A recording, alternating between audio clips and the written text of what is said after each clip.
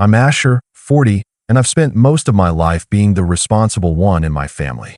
That usually means doing everything quietly, covering for mistakes no one else wants to admit, and watching my younger sister, Kala, get away with practically anything. Kala is 34, dramatic, entitled, and somehow always manages to make everyone feel like the problem. Growing up, she perfected the art of manipulation, crying when she wanted her way, turning our parents against me for the smallest things, and making every holiday about her. A few days before Thanksgiving, she sent me a text that made me want to throw my phone across the room. Asher, you're always so selfish. Just stay home this year. Thanksgiving is better without you, honestly. It was so perfectly cruel, in that passive-aggressive way she does. The kind that's coated in fake concern but dripping with judgment. Normally, I'd have ignored it or written back a polite rebuttal, but this year I had other plans. See, I knew Thanksgiving with Kala was never really about the family. It was about her feeling like the center of the universe. She had spent weeks messaging our parents about her menu ideas, how everyone should pitch in, and how stressful it was to manage it all. And let's be honest, she always exaggerated. But here's the thing she didn't know. I had quietly set aside a fund months ago to cover any potential holiday disasters. It wasn't much anyone knew about, $5,000 sitting in a separate account, just in case.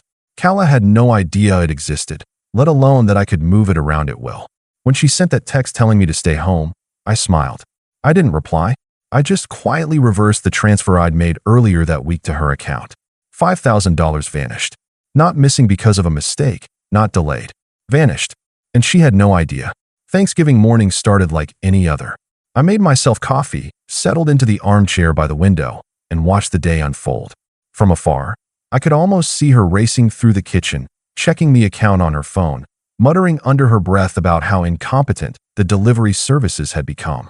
By 10 a.m., the first text arrived. Asher, why is my account negative? Did you see this? I need to go shopping now. This is impossible. I didn't respond. I just leaned back and listened as the chaos started to build in her world. Kala had planned to handle the entire Thanksgiving herself this year. Turkey, pies, sides, even a few fancy dishes she read about online. She wanted full control, and I let her have it. All I had to do was watch the panic set in.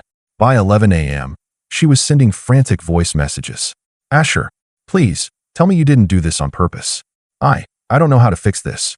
The stores are packed. The turkey, the sides, everything. It wasn't just the money. It was the timing. The delivery service she relied on couldn't just show up with fresh produce at the last minute. Pies couldn't magically bake themselves. And yet, she had convinced herself she had everything under control until she realized she didn't. Around noon, I started getting updates from our parents. They were trying to remain calm, but even they could see her unraveling. She was running from the kitchen to the living room, phone in hand, making frantic calls to anyone who might be able to help her. The usually composed planner was now flustered, apologetic, and, best of all, completely exposed. By the time the first cousin arrived, the kitchen was chaos. A pot of soup boiled over, a few pans were scattered across the counter, and somehow a bag of cranberries had ended up spilled on the floor. She was muttering to herself, blaming everything on the unreliable stores and bad timing, while still insisting she had everything under control. And then the voicemail came through, the one that made me laugh so hard I almost choked on my coffee. Asher, please, I need you. The turkey isn't here, nothing is ready, and everyone's going to hate me. You have to help me figure this out. I paused it and just leaned back in my chair. For once, she wasn't in control. For once, I didn't have to explain, defend, or clean up after her mistakes. She was floundering in a storm of her own making, and she didn't even know it yet. I could hear the panic rising in her messages. By 1 p.m., she had gone from desperate to almost frantic. My parents were trying to calm her down, but she wouldn't listen. Everything had to be perfect, and she couldn't comprehend that perfection might not be possible, especially without her magic grocery fund. Then came the moment that made me realize just how far this was going to go. Kala picked up the phone and started dialing numbers in a frenzy, her voice shaking with panic. I don't care what it takes. Someone has to get me a turkey, or I'll have to tell everyone. And it will be your fault, Asher, because you left me to do this alone. I sat there, listening, a quiet grin on my face. The oven was still empty. The pies hadn't been started. The sides weren't even prepped. And she had no idea that the $5,000 she thought was hers had quietly returned to me hours ago. By 1:30 p.m., I was receiving updates from our parents almost in real time, even though I had no intention of showing up. They were caught in the middle of Kala's growing meltdown. My mom's voice over the phone sounded strained and frustrated. Asher, she's panicking. I don't know what to do.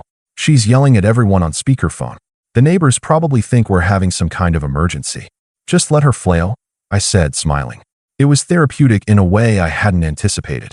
She's had years of thinking she could run everything. Let's see what she does when nothing goes her way. Kala had always thrived on control. Every family gathering, she'd make sure the decorations, the menu, the seating arrangement, and even the flow of conversation worked exactly to her specifications. She convinced everyone, including my parents, that without her overseeing every detail, the holiday would collapse. And until today, I hadn't thought she'd ever experience what it was like to lose that control entirely. By 2 p.m., the situation had escalated from mere chaos to full-blown panic. She had attempted to go to the store herself, which quickly ended in disaster.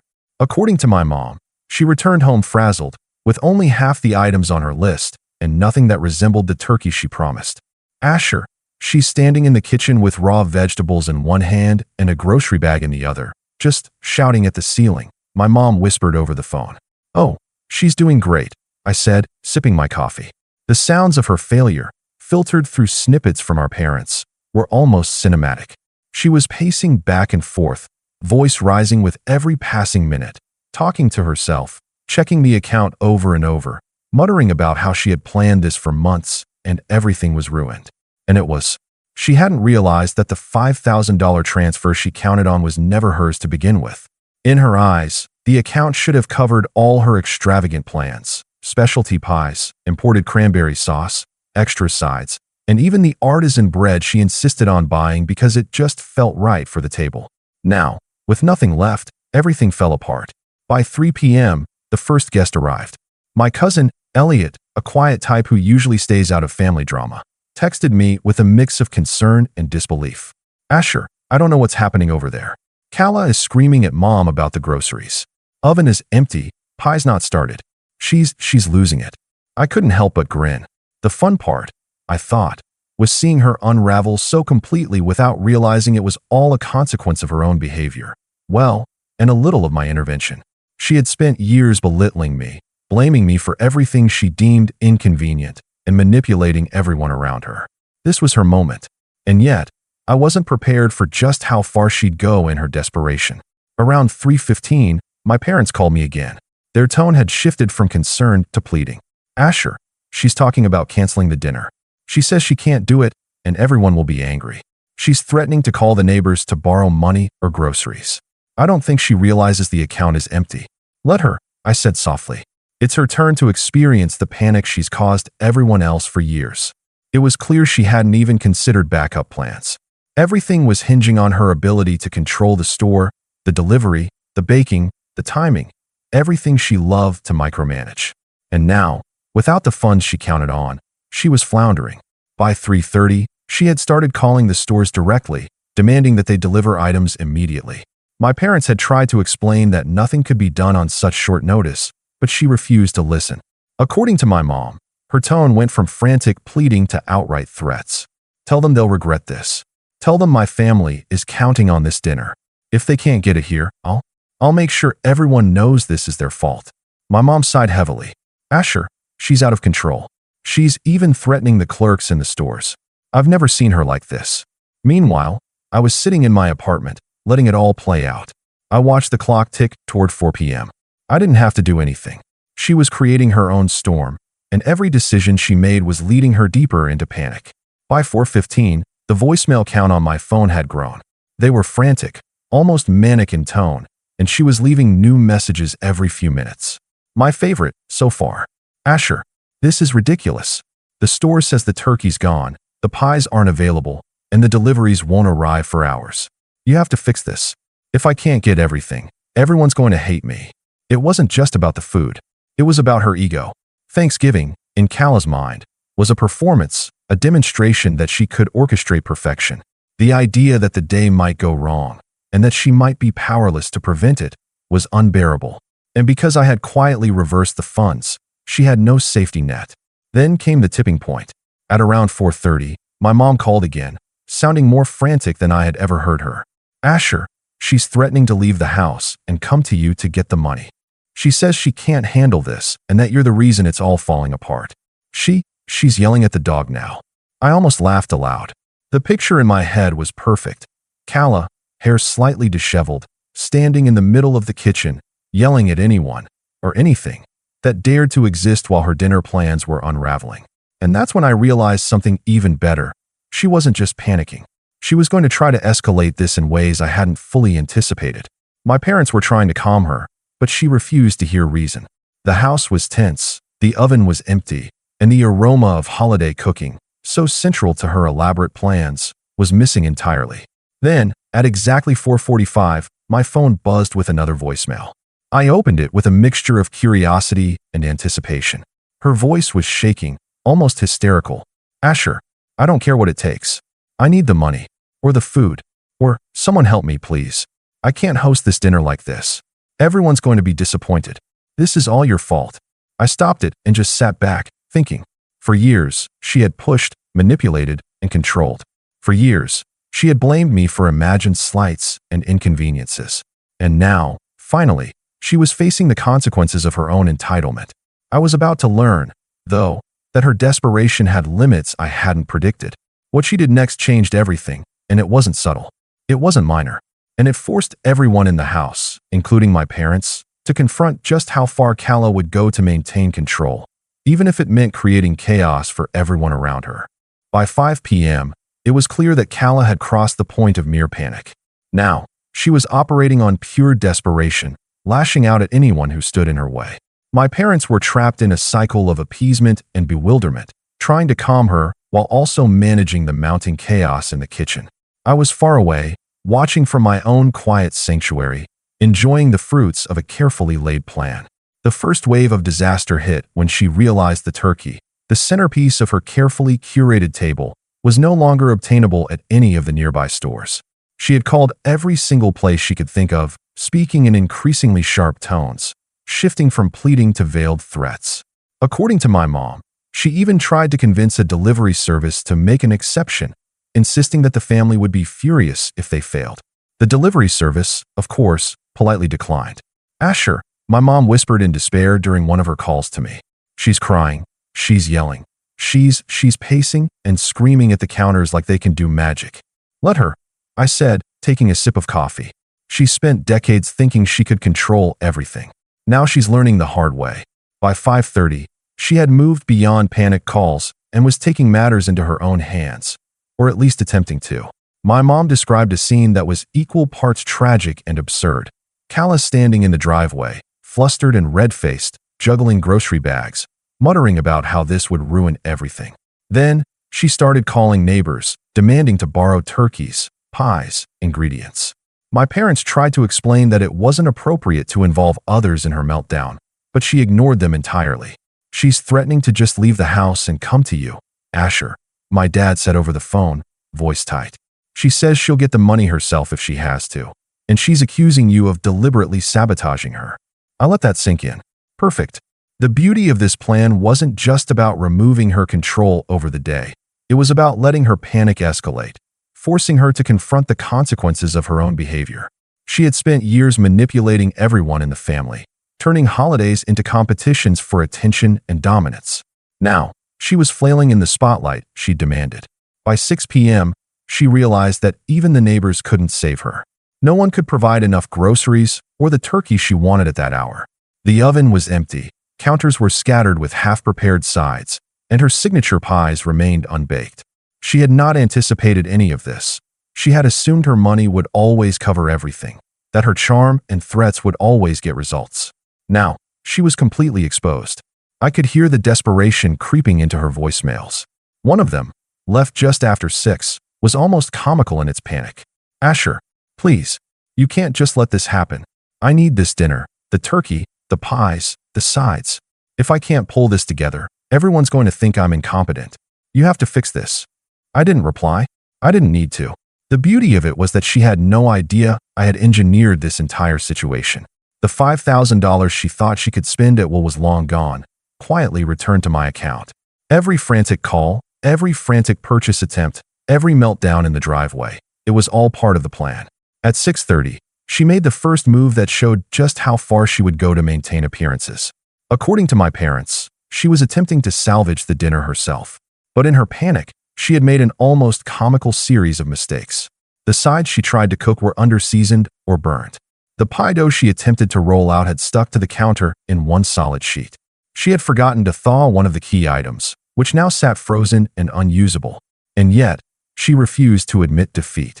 She called neighbors again, trying to commandeer ingredients, insisting that they would owe her if they helped. She even tried to convince a family friend, a retired chef, to come over and save the dinner at the last minute. No one could. By this point, the clock was well past 7, and dinner was scheduled for 7:30. I sat quietly in my apartment, listening to the updates from my parents. The scene at home was pure chaos. Kala, red-faced and frantic, was flinging ingredients around the kitchen, trying to multitask in ways that made no sense.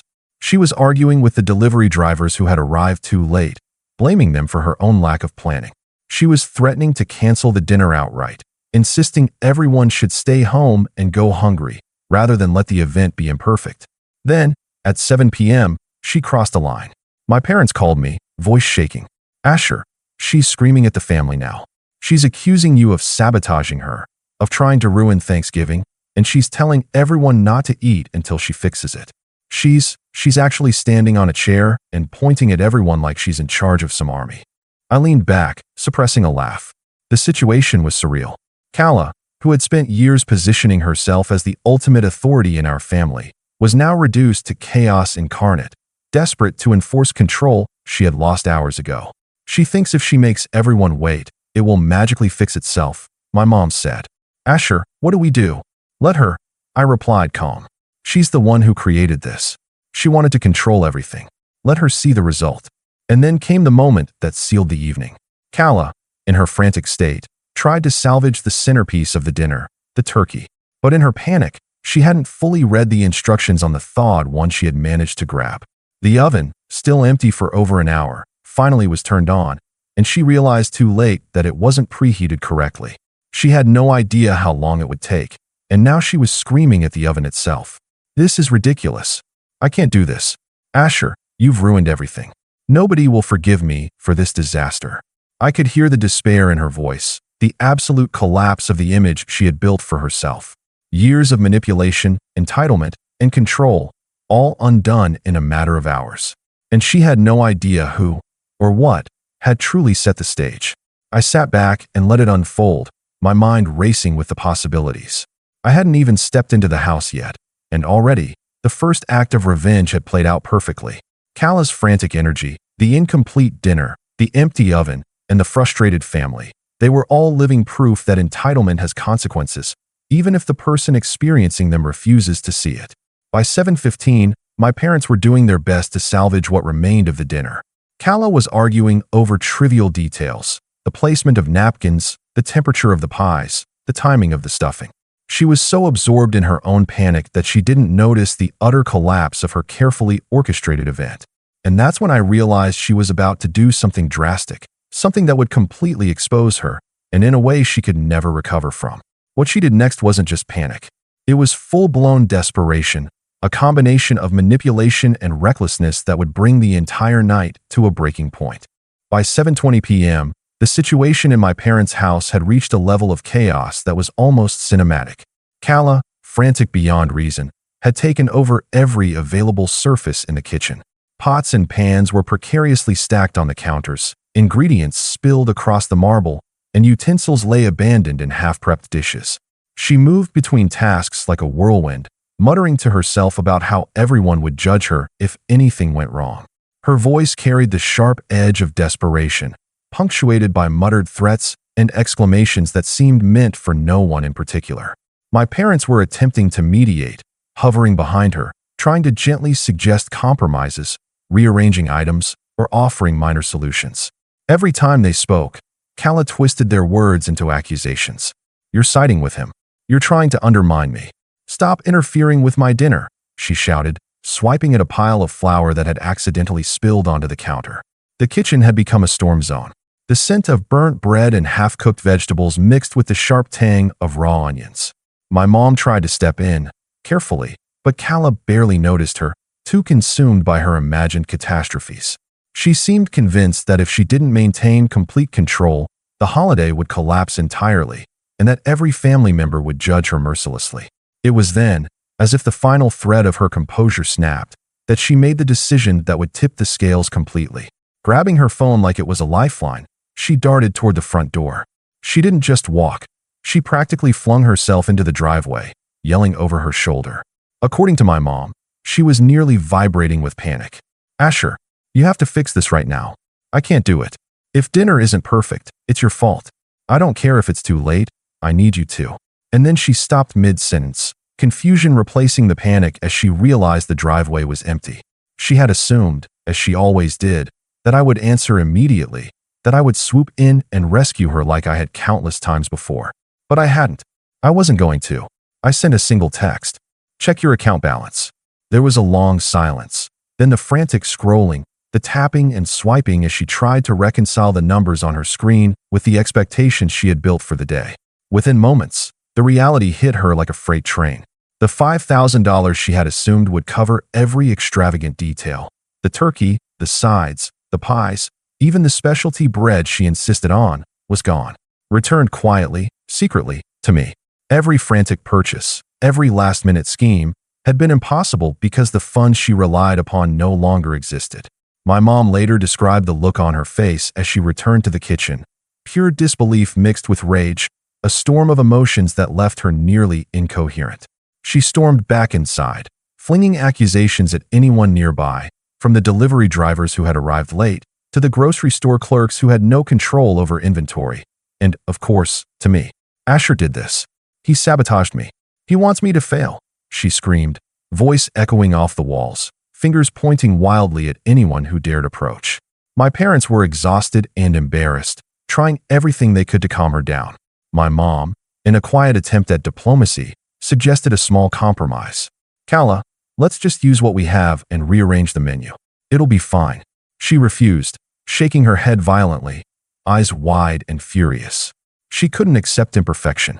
The illusion of control was everything to her, the very essence of her self-image, and now it had crumbled. She wouldn't allow reality to intrude on the fantasy she had meticulously crafted.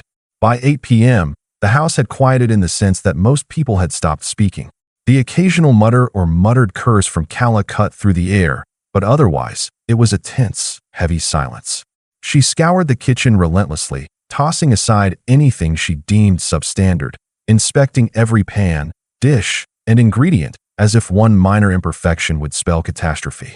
The oven, long forgotten in the rush, had cooled down, and the pies that had never been started remained in their doughy form on the counter. The turkey, the centerpiece of her meticulously imagined table, was nowhere in sight. My parents quietly set a few simple sides on the table: bread, butter, some canned vegetables, and a couple of store-bought pies. The grandeur Calla had promised, the table set like a magazine spread, with each dish perfectly executed, was gone. Completely gone. And yet, Calla did not relent. She continued to rage, turning her frustration outward. Anyone who entered the kitchen became a target, including family members who were simply trying to eat or help. Every mistake, every shortcoming, was blamed on me. She accused me of deliberately stealing her money, of trying to ruin the holiday, and of undermining her life. She never paused to consider that her frantic overplanning, entitlement, and refusal to adapt had created this mess entirely on her own. I didn't show up. I didn't reply to a single message. I let her unravel fully. She paced the kitchen, throwing down utensils, alternating between shouting and crying, lashing out at anyone within reach. My parents eventually gave up on mediation, quietly setting plates down for the family members who had gathered, most of whom were confused and uncomfortable, unsure of whether to intervene or just eat whatever they could salvage. Around 9:15 p.m., I received one last voicemail. It was broken, frantic, and dripping with panic. "Asher, I don't understand. How did this happen? The money, the groceries, everything is gone. This is a disaster. Everyone's going to think I'm incompetent. Please, tell me what to do." I smiled quietly. There was nothing to fix. She had learned the lesson in the most humbling way possible. Entitlement has limits, and the world does not bend to accommodate ego. The following day, my parents attempted to lecture me on family unity and helping her in moments of need. I reminded them politely that I had only returned the funds I had originally set aside, and they didn't press further. They had seen the full extent of Kala's panic and manipulation, and they knew that she had created this disaster herself. Kala, of course, never admitted her mistakes. In her mind, it was all sabotage, a deliberate act of cruelty on my part. She avoided eye contact at every meal for the following week, and even our extended family noticed a subtle but palpable shift in her demeanor. The aura of control she had wielded for decades was gone, replaced with frantic defensiveness and visible embarrassment. Thanksgiving, in the end, passed with a simplified, quiet meal. I stayed home, relaxed, and let her deal with the consequences of her own behavior. She never fully recovered her sense of entitlement, and every future family gathering carried a subtle tension. Everyone remembered the chaos of that year. As for me, I finally allowed myself a sense of satisfaction I hadn't felt in years. For once, the entitled family member had experienced the fallout of her own actions. She had demanded control, refused to adapt, and created chaos. I had merely nudged the scales, and the results were spectacular. Kala's lesson was simple but unavoidable. Entitlement without responsibility collapses under pressure. I didn't intervene. I didn't rescue her. I simply let her face the consequences, and in doing so, finally leveled the playing field. She remained bitter for months afterward, blaming everyone but herself. I, on the other hand, spent the evening and the following weeks quietly enjoying the knowledge that her panic, desperation, and manipulative tendencies had finally caught up with her. Thanksgiving was never the same again. Kala continued to attempt control over family gatherings, but the memory of that disastrous holiday hung over her like a shadow. Every time she even hinted at being in charge, the family remembered the chaos, the flailing, and the collapse of her perfectly constructed holiday. I, meanwhile, relished the quiet victory. Sometimes, the best revenge is simply letting someone else crash spectacularly while you remain completely unscathed. And for once, I had done exactly that. Thanks for watching. Share your thoughts in the comments. If you like this story, don't forget to like and subscribe for more content like this.